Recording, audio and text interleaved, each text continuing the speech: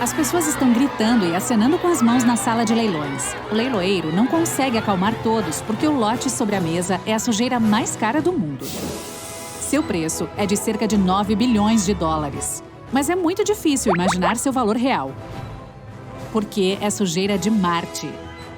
É tão cara porque vai levar uma década, bilhões de dólares e 3 missões espaciais para trazer a sujeira aqui na Terra.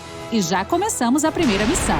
Em 30 de julho de 2020, o foguete Atlas V, de uso único, foi lançado da superfície da Terra em direção a Marte. O custo dessa operação foi de cerca de 109 milhões de dólares. O foguete carregava o rover Perseverance e o drone Ingenuity. O voo durou cerca de 7 meses. No dia 18 de fevereiro de 2021, o destino finalmente foi alcançado. O módulo de pouso que transportava o rover e o drone foi lançado na atmosfera de Marte. Os heróis robóticos viajaram dentro de uma cápsula mais rápida do que a velocidade do som. Embaixo, a cápsula era protegida por um escudo térmico para evitar que a valiosa carga queimasse devido às altas temperaturas. Era hora de toda a equipe do Centro de Controle da Missão da NASA cerrar os punhos e torcer para que o pouso ocorresse sem problemas. Todo o processo foi automático. Assim que a cápsula de carga entrou na atmosfera de Marte, um paraquedas foi aberto com sucesso. Isso reduziu a velocidade dela para 420 metros por segundo. Assim que a velocidade de queda caiu para a subsônica, o escudo térmico foi removido. Neste ponto, as pessoas viram a superfície de Marte pela primeira vez com a ajuda da câmera e do radar, colocados dentro da cápsula, que já estava se movendo a uma velocidade comparável à de um supercarro em uma pista de corrida. A velocidade de queda caiu para 145 metros por segundo, a uma altitude de 9,5 km acima da superfície. É a essa altura que os aviões voam na Terra. A uma altitude de cerca de 3,5 km, os 8 motores a jato do módulo de pouso foram acionados. O sistema de navegação ajustou a trajetória. O módulo de pouso, então, se separou da cápsula do paraquedas e começou sua descida independente a uma velocidade de 75 metros por segundo. Todos no Centro de Controle de Missão da NASA estavam esperando por um pouso bem-sucedido, 300 metros acima da superfície. A taxa de descida é de 30 metros por segundo. A cerca de 20 metros acima da superfície, o sistema de guindaste começou a baixar o rover até a superfície. O Perseverance lançou suas 6 rodas como um avião libera seu trem de pouso. As rodas do veículo espacial estavam cada vez mais perto do solo. Mais alguns metros e... touchdown! No mesmo momento, o Perseverance cortou os cabos do guindaste. Toda a equipe na Terra explodiu de alegria. No momento seguinte, o rover também cortou os cabos que o conectavam ao módulo de aterrissagem. Ele voou e fez sua própria aterrissagem descontrolada. Em outras palavras, caiu na superfície do planeta vermelho. A segunda etapa da missão, que supostamente entregará a sujeira mais cara da história para a Terra, começou com a coleta de amostras. Essa fase realmente começou há muito tempo na Terra. O rover carrega 43 tubos de titânio.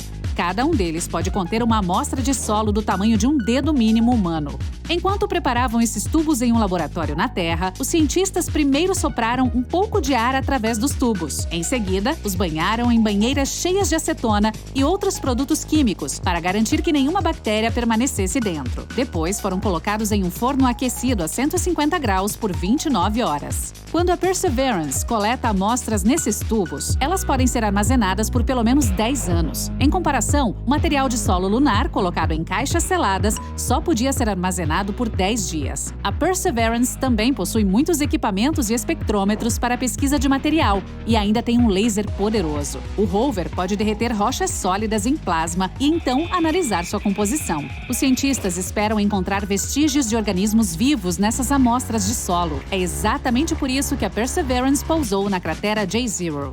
Ela tem a largura do Grande Lago Salgado, nos Estados Unidos, e já foi cheia de água. Você pode ver leitos de rios secos e depósitos de argila ali. Isso faz os cientistas acreditarem que antes existia água naquela região. E como a água é a base de toda a vida, os pesquisadores esperam encontrar aqui vestígios de sua existência. Outro objetivo do Perseverance é testar a tecnologia que permitirá a produção de oxigênio em Marte. As pessoas precisariam dele para respirar e como combustível de foguete. Para fazer isso, o rover usa MOXIE, ou Mars Oxygen In Situ Experiment, Experiment, em inglês, Experiência ISRO de Oxigênio em Marte na tradução. Essa é uma caixa do tamanho de uma gaiola de hamster, que pesa tanto quanto um cachorro grande. O objetivo é pressurizar o ar marciano de modo que se pareça com o da Terra e então aquecê-lo. Uma reação química com um metal especial dentro da caixa deve separar um átomo de oxigênio do dióxido de carbono.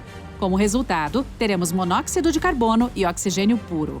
Se a tecnologia for bem sucedida, ela será dimensionada 200 vezes. Assim, produziremos oxigênio suficiente para que os astronautas respirem e para que os foguetes sejam lançados de volta à Terra. O rover de 2 bilhões e 700 milhões de dólares, esse preço inclui design, construção e manutenção, coletará amostras de terra e rocha até 2023. Ele deixará tubos fechados com material diretamente na superfície de Marte e quase uma década depois, eles serão coletados. As pessoas precisarão de outro veículo espacial para fazer isso. Uma nova missão precisará de vários bilhões de dólares para ser construída. Então, serão necessários 7 meses para chegar a Marte. Depois disso, haverá outro pouso complicado. Será um veículo espacial simples com rodas grandes. Elas o ajudarão a contornar as colinas marcianas. Grandes painéis solares irão alimentá-lo com eletricidade. Este rover irá reunir todas as amostras coletadas pela Perseverance. Em seguida, vai carregá-las em uma caixa do tamanho de uma bola de basquete e levá-la em direção ao foguete que pousará em Marte junto com o rover. O próximo passo será trazer as descobertas à Terra. O foguete, com material de solo e rocha, terá que decolar de Marte e entrar em sua órbita. Outra espaçonave estará esperando por ele lá. O foguete lançará o estojo de amostra e a espaçonave o pegará. Ela dará partida em seus motores e retornará à Terra. Após a chegada, soltará um veículo de entrada. É basicamente uma cápsula protegida por escudos térmicos com a caixa de amostra dentro. Quando a cápsula entra na atmosfera da Terra, fica muito quente devido ao atrito com o ar.